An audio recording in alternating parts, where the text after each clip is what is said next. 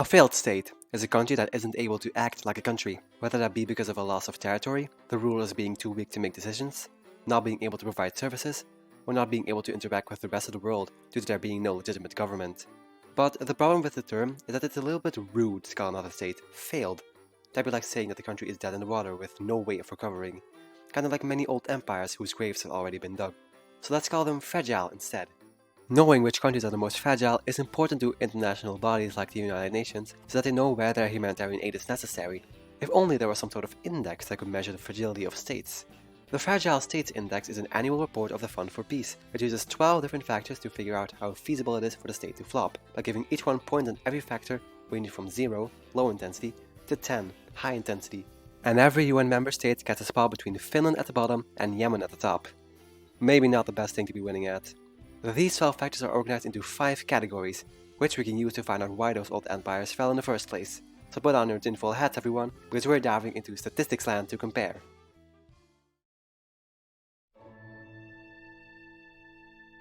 When you're walking around in a park on a peaceful autumn morning, you might suddenly feel a water droplet falling on your head. In chemistry, water molecules are able to form a bond with other water molecules, which allows them to stick together. This is known as cohesion. Sometimes water molecules are even able to stick to other surfaces, like leaves. This is known as adhesion, although we haven't yet found out the reason why this happens. So then you may be wondering, why did that water droplet fall on my head if it's supposed to stick to the leaf? Maybe the factors in the cohesion category can cooperate with this conundrum. Factor number 1. Security apparatus. A stable state will want to make sure that the police and military are trusted by the people, are able to prevent organized crime, homicide, guerrilla forces, and also remain in the control of the civilians, by not establishing a military dictatorship. The only country who scored a 10 out of 10 this year is Afghanistan, who has also consistently scored above a 9.6 since 2008. This is because their military had to fight against the guerrilla forces of the Taliban for a while. Funnily enough, now that they're in control of the country, I expect that Afghanistan will score a little bit less on the statistic, since there aren't any more guerrilla forces. But of course, we can expect other factors to absolutely skyrocket, such as factor number 2, factionalized elites. The most obvious problem with a country's cohesion is that there may be certain groups that want to do other things, possibly if the main group has all the power and resources. Many countries score absolutely awfully at this, but props to Somalia for getting a 9.8 or 10 since, as far back as the statistics go. This is because Somalia has always been divided among different clans that kind of do their own thing. Also civil war. Factor number 3, group grievance. Damn, that's a good alliteration. The opposite of certain groups being in power is certain groups having no power at all. Sometimes, these groups may need to be compensated mentally and financially due to an injustice committed against them in the past. A state needs to provide that in order to be stable. Guinea scores the worst on this, but I'd like to highlight Sudan instead, who doesn't trail far behind them. They actually scored a few tens in the early 2010s, with now independent South Sudan and the perhaps soon-to-be independent Darfur having to fight for their autonomy from the main Arabic Sudanese group. Taking these factors into account, our first grade will be given to the Mongol Empire. At its height, the Mongol Empire was too big for its own good, so Genghis split it up between his sons, or the sons that mattered, creating factionalized elites and group grievance. Doesn't matter how big the water droplet becomes, it will always fall off the leaf due to Earth's gravity that keeps working against it. Blam! Right on your head. No empire lasts forever.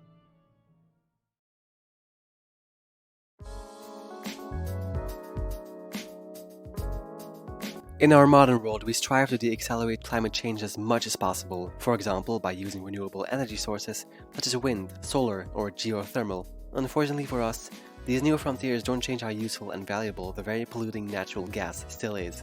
And during a time when acquiring it wasn't the easiest thing in the world, the Dutch had a stroke of luck, finding massive natural gas fields both on their territory and in the North Sea in 1959. The gas was extracted and sold far and wide, boosting the value of the Dutch currency by tremendous amounts. The consequences of this were that importing products from other countries became easier due to the sheer power of the guilder, while exporting their own products to other countries became difficult since it all costed too much. As a result, the Dutch could import anything they wanted without needing to make it themselves, which made competition non-existent and made the unemployment rate skyrocket.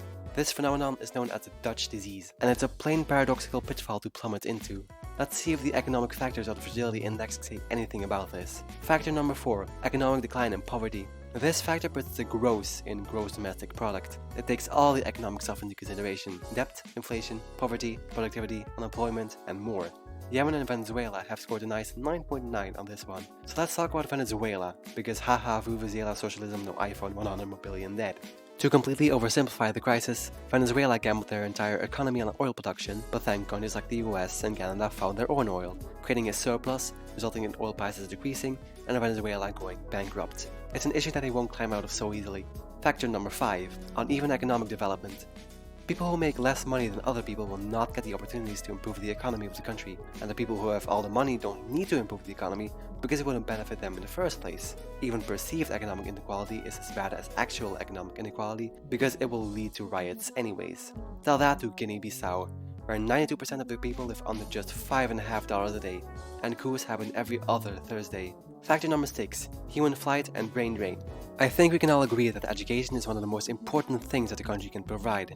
Brains and bronze work best if they're together, but when the brains are forced to leave due to the lack of opportunities at home, the amount of good decisions that the country can make is reduced. Surprisingly, the top scores aren't the usual Yemen, Somalia, or Syria, but rather countries like Samoa, Jamaica, and Micronesia, and even better, the lowest score isn't even a Nordic country, it's Australia. See if you can figure out what's going on here. And hey, if you're Samoan, Jamaican, or Micronesian, then subscribe, so you can be the sole sub from those regions. Taking these factors into account, our second wave will be given to the Spanish Empire. You could say that El Dorado wasn't the promised land it was supposed to be. The New World contained riches beyond the imagination of the Iberians, who took all the gold and silver they could carry back home. Because of these riches, Spain imported too much and exported too little. This all, alongside the brains of Spanish imperators being drained before birth, and the 80 Years' War resulting in Dutch independence, meant that the dreams of the Spanish Empire were put down at the Battle of Trafalgar. I wonder which one of these two is the real Dutch disease.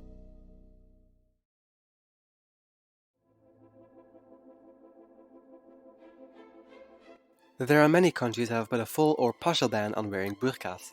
This is one of the many headdresses that may be worn by Muslim women. The reason why it's banned is not because of any discriminatory factor, but because this piece of clothing completely covers the face of the user and is thus a security issue. This is why a headdress like the hijab is perfectly fine because it still leaves the face visible. While many Muslim women absolutely loathe the burqa anyways, some might still choose to wear it. Does that make these countries tyrannical for wearing it? The general consensus is no, but there will always be people who beg to differ. Nevertheless, here are a few political factors contributing to the fragility of states. Factor number 7. State legitimacy. Corrupt governments are a pity. If an actual government gets cooped, there will be demonstrations and riots. The rioters may be killed by the government, making the riots even worse. A vicious cycle. Our perfect scorers are Guinea and Syria. Guinea was cooped last year and a military junta was established, promptly leading to violent riots and Guinea's suspension from many international bodies. Keep in mind that North Korea only scored a 9.9. How embarrassing. Factor number 8. Public services. A functioning country must provide life's essentials to its people, including water, sanitation, health, education, electricity, transport, and an internet connection. The CAR has trouble providing these essential services because of the floods that happen in the country, leaving more than 3 million people in need of humanitarian assistance. Coupled with only 37% of the country being literate and about 1 in 10 children dying upon birth, and you've got a serious problem on your hands. Factor number 9. Human rights and rule of law. Freedom of speech, freedom of religion, and freedom of movement are basic human rights that a lot of countries still don't get right. Pretty much every country has neglected human rights and the law at some point, something that I talked about a bit more in my previous video about war crimes. While most of Iran's results are still pretty tame, they score awfully here, a 9.8 out of 10. You've definitely seen this in the news already, but since mid-September there have been protests in the country regarding the death of the 22-year-old Mahsa Amini as a result of police violence, with the justification being that she wasn't wearing her hijab correctly. Since then, women in Iran have stopped wearing their hijab to protest against the government, and Iran's response is to turn off the internet to make sure that as little info as possible leaks out. But we certainly know that people have been killed. By the time this video releases, there probably has been a huge update on the situation, but in any case, my heart goes out to the protesters, and please don't let the subject get buried in the news under the war in Ukraine. Just watch Carte's video to learn more, link in the description.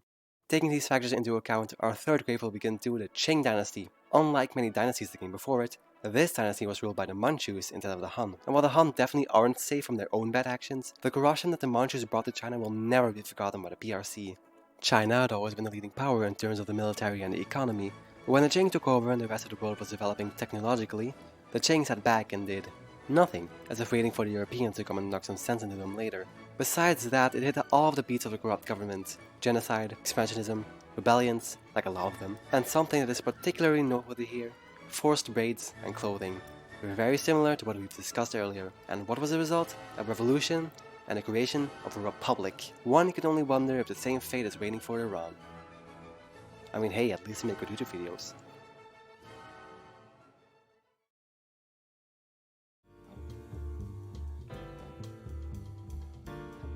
Social factors. These ones might be a little difficult, because I haven't had any social interactions since I've been in exile. Not that I can remember ever being outside of exile in the first place. I don't think the guard over there likes talking to me either. Okay, damn, fine. Factor number 10. Demographic pressures. That explosive population growth that started in the 1960s is really coming back to bite us. Africa especially will need to deal with the increasing population because they'll have almost the same population as Asia by the year 2100. The top 15 of the sector are all African countries, and all of them will face these problems. A high orphan population, the spread of diseases, starvation, and competition for resources such as water and wood.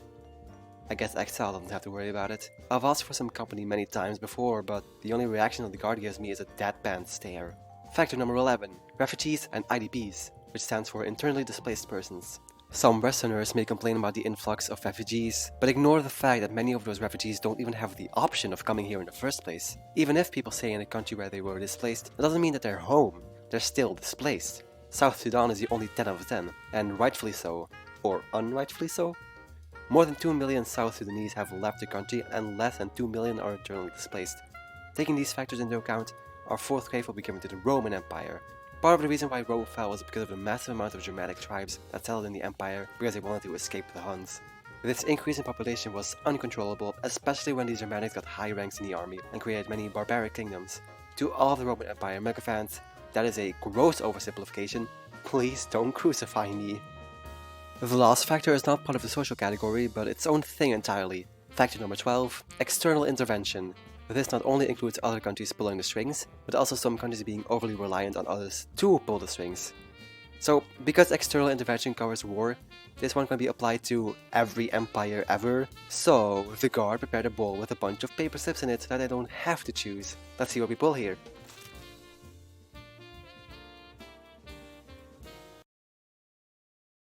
That was the worst thing I could have pulled. I think that the Ottomans are a pretty interesting case in terms of external intervention, because they always had to deal with it. Enemy to the west, enemy to the north, enemy to the east, and Lord of the Flies to the south. They didn't have any friends. And for them to have survived for so long, I think is pretty remarkable. But that's the only praise I'll ever give you in any video ever. Shoo, scrap.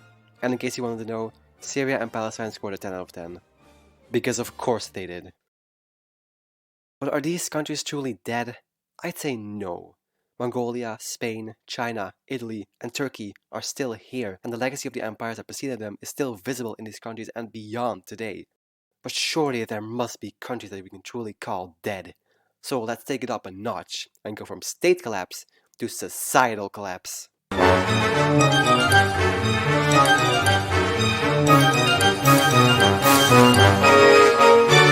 Hey, imagine spending hundreds of years building your own civilization, only for it to completely collapse due to a change in temperature. Such a skill issue, man. Wait a second. Unfortunately, due to these societal collapses, there are just some cultures that existed at some point, but simply died out for specific reasons, which is pretty tragic. Case in point, the Bronze Age collapse.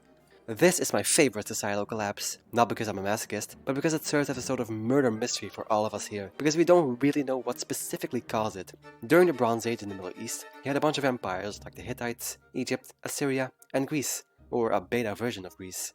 They all had nice trading systems and wars with each other, until they all collapsed or declined due to invasions, migrations, volcanic eruptions, and droughts. It's a pretty interesting piece of history, and I recommend you look into it yourself. But it's not enough. How can we say that the Bronze Age civilization is dead when we obviously still talk about the events that happened? Even without these civilizations, the Earth keeps spinning regardless. No. We need to go even further. You know what's worse than a societal collapse? The apocalypse!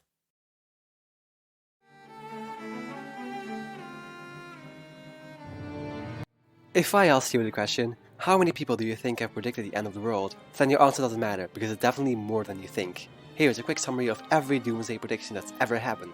Between 0 and 1947, people predicted many dates as the second coming of Christ. Between 1947 and 1990, people predicted that everyone was going to die in a nuclear war. And between 1990 and today, we're back to Christianity again. Of course, all of these have turned out to be false, unfortunately, so the only guaranteed ones will take place in the future. Here are a few of the inevitable scenarios that will bring about our doom. In a million years, we will likely have experienced a supervolcanic eruption, creating a global volcanic winter and killing us all. In 100 million years, an asteroid similar to the one that killed dinosaurs will strike Earth. The Earth will get swallowed up by the Sun in about 5 billion years. In 22 billion years, we might experience the Big Rip, which will see the universe expand so much that everything will be torn apart. And if we miraculously survive all of that, then at some point we will all die due to the heat death of the universe, otherwise known as the Big Chill. Fun stuff to think about on a Sunday afternoon. You know, I wish that this island on Stockholm would get struck by an asteroid, and I could escape. No, I'm built different.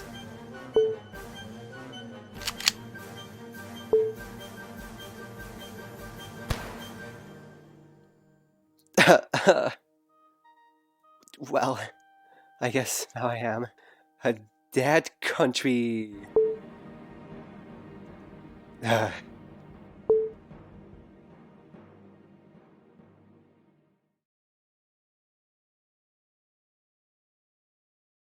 Hey, thank you for sticking around until the end. First of all, if you liked that video, then make sure to subscribe and ring the bell, because I'll be making a lot more content like this. As a matter of fact, the next video I'll make will be the first part of a series that I've always wanted to do, which I call the Vexillology volumes. Basically, I talk about a different aspect of flags in each volume, and I also expand the lore that I've set up in this video a bit more. It's not like I need lore or anything, but I just think it's funny. I am canonically dead.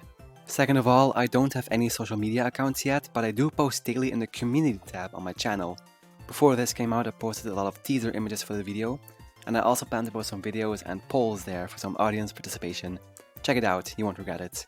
Alright, with that said, I've poured my heart and soul into this thing for the past couple weeks, so let's aim for 3 more billion likes. Alright, see ya.